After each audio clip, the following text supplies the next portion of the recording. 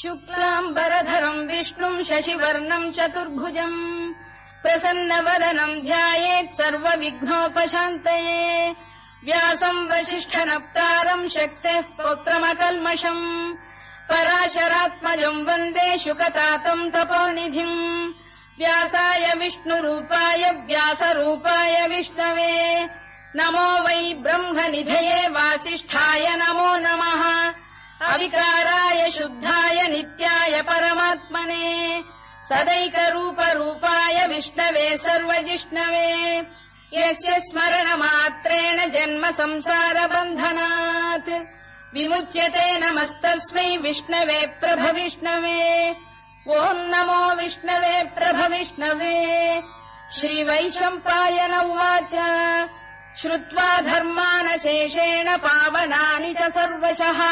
युधिष्ठिरः शान्तनवम् पुनरेवाभ्यभाषत युधिष्ठिर उवाच किमेकम् दैवतम् लोके किम् वाप्येकम् परायणम् स्तुवन्तः कङ्कमर्चन्तः प्राप्नुयुर्मानवा शुभम् को धर्मः सर्वधर्माणाम् भवतः परमो मतः किम् जपन्मुच्यते जन्तुर्जन्म संसारबन्धनात् श्रीभीष्म उवाच जगत्प्रभुम् देवदेवमनन्तम् पुरुषोत्तमम् स्तुवन्नाम सहस्रेण पुरुषः सततोत्थितः तमेव चार्चयन्नित्यम् भक्त्या पुरुषमव्ययम् ध्यायम् स्तुवन् नमस्यम् च यजमानस्तमेव च अनादिनिधनम् विष्णुम् सर्वलोकमहेश्वरम् लोकाध्यक्षम् स्तुवन्नित्यम् सर्वदुःखातिगो भवेत् ब्रह्मण्यम् सर्वधर्मज्ञम् लोकानाम् कीर्तिवर्धनम् लोकनाथम् महद्भूतम् सर्वभूतभवोद्भवम् एष मे सर्वधर्माणाम् धर्मोऽधिकतमो मतः यद्भक्त्या पुण्डरीकाक्षम् स्तवैरच्चेन्नरः सदा परमम् यो महत्तेजः परमम् यो महत्तपः परमम् यो महद्ब्रह्म परमम् यः परायणम् पवित्राणाम् पवित्रम् यो मङ्गलानाम् च मङ्गलम् दैवतम् देवतानाम् च भूतानाम् यो व्ययपिता यतः सर्वाणि भूतानि भवन्त्यादियुगागमे यस्मिंश्च प्रलयम् यान्ति पुनरेव युगक्षये तस्य लोकप्रधानस्य जगन्नाथस्य भूपते विष्णोर्नाम सहस्रम् मे शृणु पापभयापहम् यानि नामानि गौणानि विख्यातानि महात्मनः ऋषिभिः परिगीतानि तानि वक्ष्यामि भूतये ऋषिर्नाम्नाम् सहस्रस्य वेदव्यासो महामुनिः छन्दोऽनुष्टुप् तथा देवो भगवान् देवकीसुतः अमृतांशुद्भवो बीजम् शक्तिर्देवकी नन्दनः त्रिसामाहृदयम् तस्य शान्त्यर्थे विनियुज्यते विष्णुम् जिष्णुम् महाविष्णुम् प्रभविष्णुम् महेश्वरम् अनेकरूपदैत्यान्तम् नमामि पुरुषोत्तमम् अस्य श्रीविष्णोर्दिव्यसहस्रनामस्तोत्रमहामन्त्रस्य श्रीवेदव्यासो भगवान् ऋषिः अनुष्टुप्छन्दः श्रीमहाविष्णुः परमात्मा श्रीमन्नारायणो देवता अमृतांशुद्भवो भानुरिति बीजम् देवकी नन्दन श्रेष्ठेति शक्तिः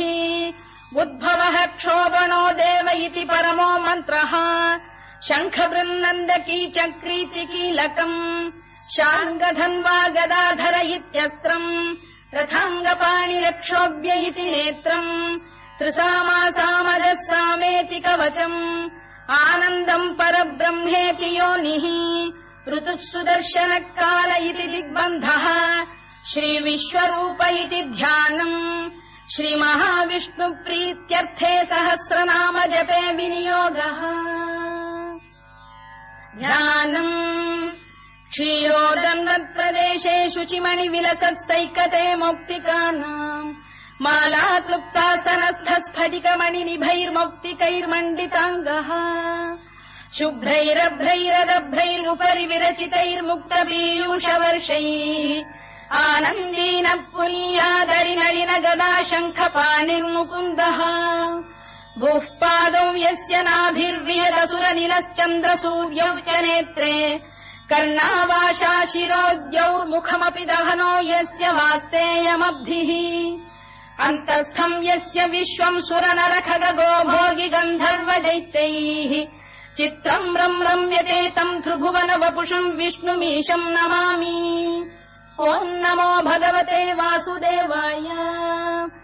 शान्ताकारम् भुजगशयनम् पद्मनाभम् सुरेशम् विश्वाधारम् गगनसदृशम् मेघवर्णम् शुभाङ्गम् लक्ष्मीकान्तम् कमलनयनम् योगिहृद्ध्यानगम्यम् वन्दे विष्णुम् भवभयहरम् सर्वलोकैकनाथम् मेघश्यामम् पीतकौशेयवासम् श्रीवत्साङ्कम् कौस्तुभोद्भासिताङ्गम् पुण्योपेतम् पुण्डरीकायताक्षम् विष्णुम् वन्दे सर्वलोकैकनाथम् नमः समस्तभूतानामादिभूताय भूभृते अनेकरूपरूपाय विष्णवे प्रभविष्णवे सशङ्खचक्रम् सकिरीटकुण्डलम् सपीतवस्त्रम् सरसीरुहेक्षणम् सहारवक्षस्थलशोभिकौस्तुभम् नमामि विष्णुम् शिरसा चतुर्भुजम् छायायाम् पारिजातस्य हेमसिंहासनोपरि आसीनमम्बुदश्याममायताक्षमलङ्कृतम् चन्द्राननम् चतुर्बाहुम् श्रीवत्साङ्कितवक्षसम् रुक्मिणी सत्यभामाभ्याम् सहितम् कृष्णमाश्रये।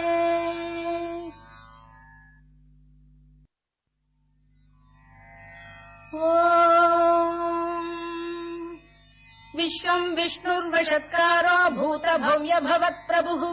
भूतकृद्भूतवृद्भावो भूतात्मा भूतभावनः भूतात्मा परमात्मा च मुक्तानाम् परमागतिः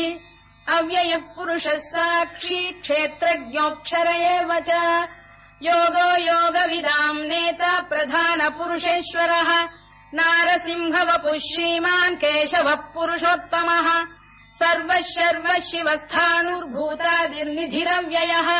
सम्भवो भावनो भर्ता प्रभवः प्रभुरीश्वरः स्वयम्भूः शम्भुरादित्यः पुष्कराक्षो महास्वनः अनादिनिधनो धाता विधाता धातुरुत्तमः अप्रमेयो ऋषिकेशः पद्मनाभोऽमरप्रभुः विश्वकर्मा मनुस्पष्टा स्थविष्ठस्थविरो ध्रुवः अग्राह्यः शाश्वतः कृष्णो लोहिताक्षप्रदर्दनः प्रभूतस्त्रिककुब्धाम पवित्रम् मङ्गलम् परम् ईशानप्राणदप्राणो ज्येष्ठः श्रेष्ठः प्रजापतिः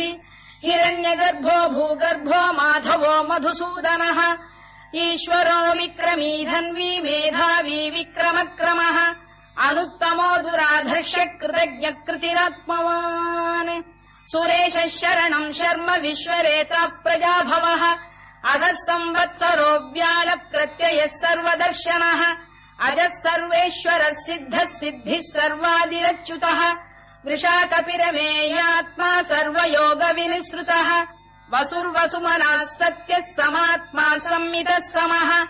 अमोघः पुण्डरीकाक्षो वृषकर्मा वृषाकृतिः रुद्रो बहुशिरा बभ्रुर्विश्वयोनिः शुचिश्रवाः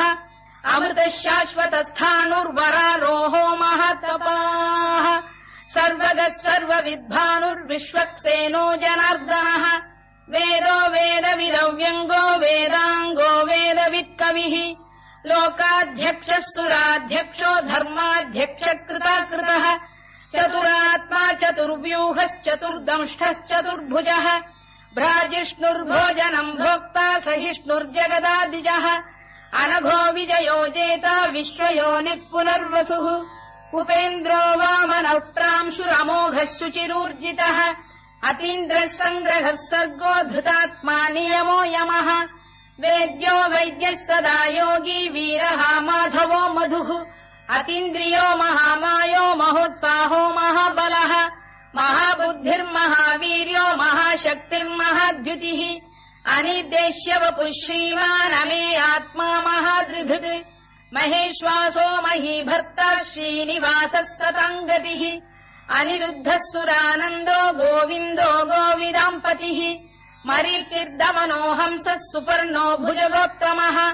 हिरण्यनाभः सुतपाः पद्मनाभः प्रजापतिः अमृत्युः सर्वदृक्सिंहः सन्धाता सन्धिमान् स्थिरः अजो दुर्मर्शनः शास्ता विश्रुतात्मा सुरारिः गुरुर्गुरुतमो धाम सत्यः सत्यपराक्रमः निमिषो निमिषस्रग्वी वाचस्पतिरुदारधीः अग्रणीर्ग्रामणी श्रीमान् न्यायो नेता समीरणः सहस्रमूर्धा विश्वात्मा सहस्राक्षः सहस्रपात् आवर्तनो निवृत्तात्मा संवृतः सम्प्रमर्दनः अधः संवर्तको वह्निरनिलो धरणीधरः सुप्रसाद प्रसन्नात्मा विश्वधृक् विश्वभुग्विभुः सत्कर्ता सत्कृतः साधुर्जह्नुर्नारायणो नरः असङ्ख्येयो प्रमेयात्मा विशिष्टः शिष्टकृच्छुचिः सिद्धार्थः सिद्धसङ्कल्पः सिद्धिदः सिद्धिसाधनः वृषाही वृषभो विष्णुर्वृषपर्वा वृषोदरः वर्धनो वर्धमानश्च विविक्तः श्रुतिसागरः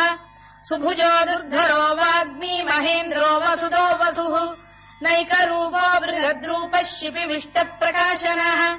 ओजस्तेजोऽब्जुदिधरः प्रकाशात्मा प्रतापनः ऋद्धः स्पष्टाक्षरो मन्त्रश्चन्द्रांशुर्भास्करद्युतिः अमृतांशुद्भवो भानुः शशबिन्दुः सुरेश्वरः औषधम् जगतः सेतुः सत्यधर्मपराक्रमः भूतभव्यभवन्नाथ पवनः पावनो नरः कामः कामकृत्कान्तः कामः कामप्रदप्रभुः युगादिकृद्युगावर्तो नैकमायो महाशनः अदृश्यो व्यक्तरूपश्च सहस्रजिदनन्तजित् इष्टो विशिष्टः शिष्टेष्टः शिखण्डी नघुषो वृषः क्रोधः क्रोधकृत्कर्ता विश्वबाहुर्महीधरः अच्युत प्रथित प्राण प्राणदो वासवानुजः अपाम् निधिरधिष्ठानमप्रमत्त प्रतिष्ठितः स्कन्द स्कन्दधरो धुर्यो वरदो वायुवाहनः वासुदेवो बृहद्भानुरादिदेवः पुरन्दरः अशोकस्तारणस्तारः शूरः शौरिर्जनेश्वरः अनुकूलः शतावर्तः पद्मी पद्मनिभेक्षणः पद्मनाभोरविन्दाक्षः पद्मगर्भः शरीरभृत् महर्धिर्वृद्धो वृद्धात्मा महाक्षो गरुडध्वजः अतुलः शरभो भीमः समयज्ञो हविर्हरिः सर्वलक्षणलक्षण्यो लक्ष्मीवान् समितिञ्जयः विक्षरो रोहितो मार्गो हेतुर्दामोदरः सः महीधरो महाभागो वेगवानमिताशनः उद्भवः क्षोभणो देवः श्रीगर्भः परमेश्वरः करणम् कारणम् कर्ता विकर्ता गहनो गुहः व्यवसायो व्यवस्थानः संस्थानस्थानदो ध्रुवः परद्धिः परमस्पष्टः तुष्टः पुष्टः शुभेक्षणः रामो विरामो विरतो मार्गो नेयोनयोनयः वीरः शक्तिमताम् श्रेष्ठो धर्मो धर्मविदुत्तमः वैकुण्ठः पुरुष प्राण प्राणद प्रणव पृतुः हिरण्यगर्भः शत्रुघ्नो व्याप्तो वायुरभोक्षजः ऋतुः सुदर्शनकार परमेष्ठी परिग्रहः उग्रः संवत्सरो दक्षो विश्रामो विश्वदक्षिणः विस्तारस्थावरस्थाणुः प्रमाणम् बीजमव्ययम् अर्थोऽनर्थो महाकोशो महाभोगो महाधनः अनिर्विण्णस्थविष्ठो भूर्धर्मयूपो महामखः नक्षत्रनेमिर्नक्षत्री क्षमः क्षामः समीहनः यज्ञयुज्यो महेद्यश्च क्रतुः सत्रम् सताम् गतिः सर्वदर्शी विमुक्तात्मा सर्वज्ञो ज्ञानमुत्तमम् सुव्रतः सुमुखः सूक्ष्मः सुघोषः सुखरः सुहृद् मनोहरोजितक्रोधो वीरबाहुर्विदारणः स्वापनः स्ववशो व्यापी नैकात्मा नैककर्मकृत् वत्सरो वत्सलो वत्सी रत्नगर्भोधनेश्वरः धर्मकृद्धर्मकृद्धर्मी सरसक्षरमक्षरम् अविज्ञाता सहस्रांशुर्विधाता कृतलक्षणः दभस्तिनेमिः सत्तस्तः सिंहो भूतमहेश्वरः आदिदेवो महादेवो देवेशो देवभृद्गुरुः उत्तरो गोपतिर्गोप्ता ज्ञानगम्यः पुरातनः शरीरभूतवृद्भोक्ता कपीन्द्रो भूरि दक्षिणः सोमपोऽमृतपः सोमः पुरुजिः पुरुसत्तमः विनयो जयः सत्यसन्धो दाशार्हः सात्वताम् पतिः जीवो विनयिता साक्षी मुकुन्दोमित विक्रमः अम्भो निधिरनन्तात्मा महोदधिशयोऽन्तकः अजो महार्घः स्वाभाव्यो जिता मित्र प्रमोदनः आनन्दो नन्दनो नन्दः सत्यधर्मा त्रिविक्रमः महर्षि कपिलाचार्य कृतज्ञो मेदिनीपतिः त्रिपुरस्त्रिदशाध्यक्षो महाशृङ्गकृतान्तकृत् महावराहो गोविन्दः सुषेणः कनकाङ्गिनी गुह्यो गभीरो गहनो गुप्तश्चक्रगदाधरः मेधास्वाङ्गो जितः कृष्णो दृढः सङ्कर्षणोच्युतः वरुणो वारुणो वृक्षः पुष्कराक्षो महामनाः भगवान् बलहानन्दी वनमाली हलायुधः आदित्यो ज्योतिरादित्यः सहिष्णुर्गतिसप्तमः सुधन्वाखण्ड परशुर्दारुणो द्रविणप्रदः दिवस्पृक् सर्वदृग्व्यासो वाचस्पतिरयो निजः त्रिसामासामगः साम निर्वाणम् भेषजम् भिषज सन्न्यासकृच्छमः शान्तो निष्ठा शान्तिपरायणम् शुभाङ्गः शान्तिदः स्रष्टा कुमुदः कुवलेशयः गोहितो गोपतिर्गोप्ता वृषभाक्षो वृषप्रियः अनिवर्ती निवृत्तात्मा संक्षेप्ता क्षेमकृच्छिवः श्रीवत्सवक्षः श्रीवासः श्रीपतिः श्रीमताम्बरः श्रीधः श्रीशः श्रीनिवासः श्रीनिधिः श्रीविभावनः श्रीधर श्रीकर श्रेयः श्रीमान् लोकत्रयाश्रयः स्वक्षस्वङ्गः शतानन्दो नन्दिर्ज्योतिर्गणेश्वरः विजितात्मा विधेयात्मा सत्कीर्तिश्छिन्न संशयः उदीर्णः सर्वतश्चक्षुरनीशः शाश्वतस्थिरः भूषयो भूषणो भूतिर्विशोकः शोकनाशनः अर्चिष्मानर्चितः कुम्भो विशुद्धात्मा विशोधनः अनिरुद्धो प्रतिरथ प्रद्युम्नोमित विक्रमः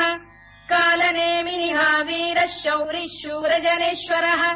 त्रिलोकात्मा त्रिलोकेशः केशवः केशिहा हरिः कामदेवः कामपालः कामी कान्तकृतागमः अनिर्देश्य वपुर्विष्णुर्वीरोऽनन्तो धनञ्जयः ब्रह्मण्यो ब्रह्मकृद्ब्रह्मा ब्रह्म ब्रह्मविवर्धनः ब्रह्मविब्राह्मणो ब्रह्मी ब्रह्मज्ञो ब्राह्मणप्रियः महाक्रमो महाकर्मा महातेजा महोरगः महाक्रतुर्महायज्वा महायज्ञो महाहविः स्तव्यस्तव प्रियस्तोत्रम् स्तुतिस्तोतारणप्रियः पूर्णः पूरयिता पुण्यः पुण्यकीर्तिरनामयः मनोजवस्तीर्थकरो वसुरेता वसुप्रदः वसुप्रदो वासुदेवो वसुर्वसुमनाहविः सद्गतिः सत्कृतिः सत्ता सद्भूतिः सत्परायणः शूरसेनो यदुश्रेष्ठः सन्निवासः सुयामुनः भूतावासो वासुदेवः सर्वासु निलयो नलः दर्पः दर्पदो दृप्तो दुर्धरोऽथा पराजितः विश्वमूर्तिर्महामूर्तिर्दीप्तमूर्तिरमूर्तिमान् अनेकमूर्तिरव्यक्तः शतमूर्तिः शताननः एकोनैकः सवक्कः किम् यत्तत्पदमनुत्तमम् लोकबन्धुर्लोकनाथो माधवो भक्तवत्सलः सुवर्णवर्णो हेमाङ्गो वराङ्गश्चन्दनाङ्गदी वीरः विषमः शून्यो घृता शीरचरश्चलः अमानी मानदो मान्यो लोकस्वामी त्रिलोकधृत् सुमेधा मेधजो धन्यः सत्यमेधाधराधरः तेजो वृषोद्युतिधरः सर्वशत्रुभृताम्बरः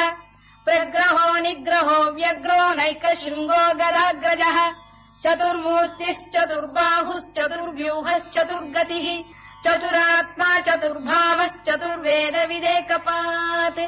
समावर्तो निवृत्तात्मा दुर्जयो दुरतिक्रमः दुर्लभो दुर्गमो दुर्गो दुरावासो दुरारिः शुभाङ्गो लोकसारङ्गः सुतन्तु वर्धनः इन्द्रकर्मा महाकर्मा कृतकर्मा कृतागमः उद्भवः सुन्दरः सुन्दरो रत्ननाभः सुलोचनः अर्को वाजसनः शृङ्गी जयन्तः सर्वविजयी सुवर्णबिन्दुरक्षोभ्यः सर्ववागीश्वरेश्वरः महाह्रदो महागर्तो महाभूतो महानिधिः कुमुदः कुन्दरः कुन्दः पर्जन्यः पावनो निलः अमृताशोऽमृतवपुः सर्वज्ञः सर्वतोमुखः सुलभः सुव्रतः सिद्धः शत्रुजिच्छत्रुतापनः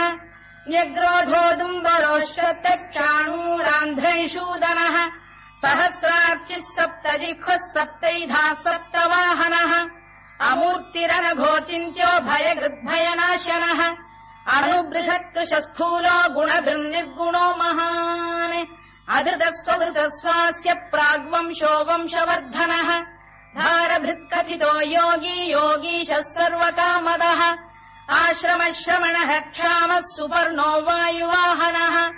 धनुर्धरो धनुर्वेदो दण्डो दमयिता दमः अपराजितः सर्वसहो नियन्ता नियमो यमः सत्त्ववान् सात्विकः सत्यः सत्यधर्मपरायणः अभिप्रायप्रियार्होरः प्रियकृत्प्रीतिवर्धनः विहाय सगतिर्ज्योतिः सुरुचित्कुतभुग्विभुः रविर्विरोचनः सूर्यः सवितारविलोचनः अनन्तो हुतभुग्भोक्ता सुखदो नैकजोऽग्रजः अनिर्विण्णः सदामर्षी लोकाधिष्ठानमद्भुतः सनात्सनातनतमः कपिलः कपिरव्ययः स्वस्तिदः स्वस्तिकृत् स्वस्ति स्वस्तिभुक् स्वस्ति दक्षिणः अरौद्रः कुण्डली चक्री विक्रम्यूर्जितशासनः शब्दातिकः शब्दसः शिशिरः शर्वरीकरः अक्रूरपेशलो दक्षो दक्षिणः क्षमिणाम्बरः विद्वत्तमो वीतभयः पुण्यः श्रवणकीर्तनः उत्तारणो दुष्कृतिः पुण्यो दुःस्वप्ननाशनः वीरः रक्षणः सन्तो जीवनः पर्यवस्थितः अनन्तरूपोऽनन्तः श्रीर्जितमन्युर्भयापहः चतुरश्रो गभीरात्मा विदिशो व्यादिशो दिशः अनाधिर्भूर्भुवो लक्ष्मीः सुवीरो रुचिराङ्गदः जननो जनजन्मादिर्भीमो भीमपराक्रमः आधारनिलयो धाता पुष्पहासप्रजागरः ऊर्ध्वरः सत्पथाचार प्राणरः प्रणवप्रणः प्रमाणम् प्राणनिलय प्राणभृत्प्राणजीवनः तत्त्वम् तत्त्वविदेकात्मा जन्म मृत्युजरातिगः भूर्भुवः स्वस्तरुस्तारः सविता प्रपितामहः यज्ञो यज्ञपतिर्यज्वा यज्ञाङ्गो यज्ञवाहनः यज्ञभृद्यज्ञकृद्यज्ञी यज्ञभुग्यज्ञसाधनः यज्ञान्तकृद्यज्ञगुह्यमन्नमन्नाद एव च आत्मयोनिः स्वयम् जातो वैखानः सामगायनः देवकीनन्दनः स्रष्टा क्षितीशः पापनाशनः शङ्खबृन्नन्दकी चक्री शार्ङ्गधन्वा गदाधरः तथाङ्गपाणिरक्षोभ्यः सर्वप्रहरणायुधः सर्वप्रहरणायुधवोन्नम इति वनमाली गरीशाङ्गी शङ्खी चक्री च नन्दकी श्रीमान्नारायणो विष्णुर्वासुदेवोऽभिरक्षतु वनमाली गरीशाङ्गी शङ्खी चक्री च नन्दकी श्रीमान्नारायणो विष्णुर्वासुदेवोऽभिरक्षतु वनमाली गरीशाङ्गी शङ्खी चक्री च नन्दकी श्रीमान्नारायणो विष्णुर्वासुदेवोऽभिरक्षतु इतीदम् कीर्तनीयस्य केशवस्य महात्मनः नाम्नाम् सहस्रम् दिव्यानामशेषेण प्रकीर्तितम् य इदम् शृणुयान् नित्यम् यश्चापि परिकीर्तयेत् नाशुभम् प्राप्नुयात् किञ्चित् सोमुत्रेह च मानवः वेदान्तको ब्राह्मणस्य क्षत्रियो विजयी भवेत् वैश्यो धनसमृद्धस्य क्षुद्रः सुखमवाप्नुयात् धर्मार्थी प्राप्नुयात् धर्ममर्थार्थी चार्थमाप्नुयात् कामानवाप्नुयात् कामी प्रजार्थी चाप्नुयात् प्रजाम् भक्तिमान् यः सदोत्थाय शुचिस्तद्गतमानसः सहस्रम् वासुदेवस्य नाम्नामेतत्र कीर्तयेत् यशः प्राप्नोति विपुलम् याति प्राधान्यमेव च अचलाम् श्रियमाप्नोति श्रेयः प्राप्नोत्यनुत्तमम्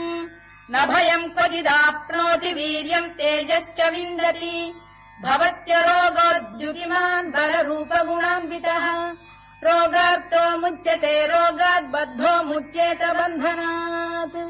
भयान्मुच्येत भीतस्तु मुच्येतापन्न आपदः दुर्गाण्यतितरत्याशु पुरुषः पुरुषोत्तमम्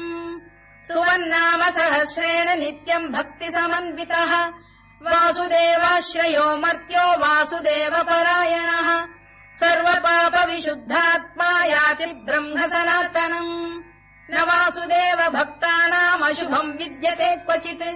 जन्म मृत्युजरा व्याधि भयम् नैवोपजायते इमम् स्तवमधीयानः श्रद्धा भक्ति समन्वितः युज्येतात्मसुखक्षान्ति श्रीधृति स्मृतिकीर्तिभिः न क्रोधो न च मात्सर्यम् न लोभो न शुभामतिः भवन्ति कृतपुण्यानाम् भक्तानाम् पुरुषोत्तमे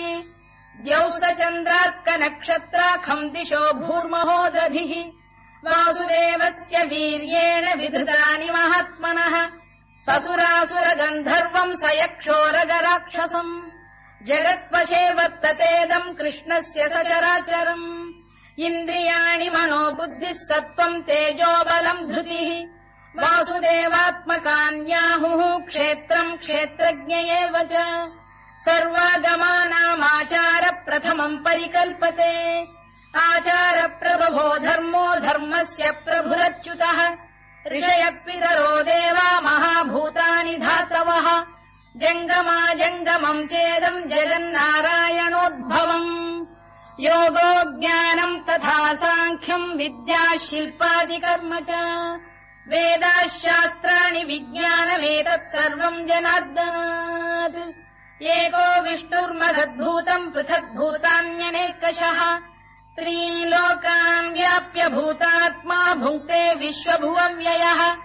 इमम् स्तवम् भगवतो विष्णोर्व्यासेन कीर्तितम् पठेद्य इच्छेत् पुरुषः श्रेयत् प्राप्तुम् सुखानि च विश्वेश्वरमजम् देवम् जगतः प्रभुमव्ययम् भजन्ति ये पुष्कराक्षम् न ते यान्ति पराभवम् न ते यान्ति पराभवम् वोन्नम इति अर्जुनोवाच पद्मपत्र विशालाक्ष पद्मनाभसुरोत्तम भक्तानामनुरक्तानाम् त्राता भव जनार्दन श्रीभगवानुवाच यो माम् नाम सहस्रेण स्तोतुमिच्छति पाण्डव सोऽहमेकेन श्लोकेन स्तुत एव न संशयः स्तुत एव न संशयोन्नम इति व्यास उवाच वासनाद्वासुदेवस्य वासितम् भुवनत्रयम् सर्वभूतनिवासोऽसि वासुदेव नमोऽस्तु ते वासुदेव नमोऽस्तु ते ओन्नम इति पार्वत्युवाच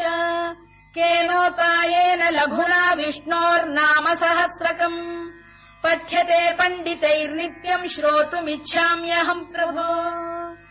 ईश्वर उवाच श्रीराम राम रामेति रमे रामे मनोरमे सहस्रनाम तत्तुल्यम् राम नाम वरानने श्रीराम राम रामेति रमे रामे मनोरमे सहस्रनाम तत्तुल्यम् राम नाम वरानने श्रीराम राम रामेति रमे रामे मनोरमे सहस्रनाम तत्तुल्यम् राम नाम वरानने राम नाम वराननमोन्नम इति ब्रह्मोवाच नमोऽस्त्वनन्ताय सहस्रमूर्तये सहस्रपादाक्षि शिरोरुबाहवे सहस्रनाम्ने पुरुषाय शाश्वते सहस्रकोटियुगधारिणे नमः सहस्रकोटियुगधारिणे नम ओन्नम इति सञ्जय उवाच यत्र योगेश्वर कृष्णो यत्र पार्थो धनुर्धरः तत्र श्रीविजयो भूतिर्ध्रुवानीतिर्मतिर्मम श्रीभगवानुवाच अनन्याश्चिन्तयन्तो मां ये जनाः पर्युपासते तेषाम् नित्याभियुक्तानाम् योगक्षेमम् वहाम्यहम् परित्राणाय साधूनाम् विनाशाय च दुष्कृताम् धर्म संस्थापनार्थाय सम्भवामि युगे युगे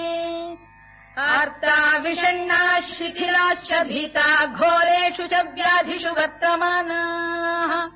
संकीर्त्य नारायण शब्दमात्रम् विमुक्तदुःखाः सुखिनो भवन्तु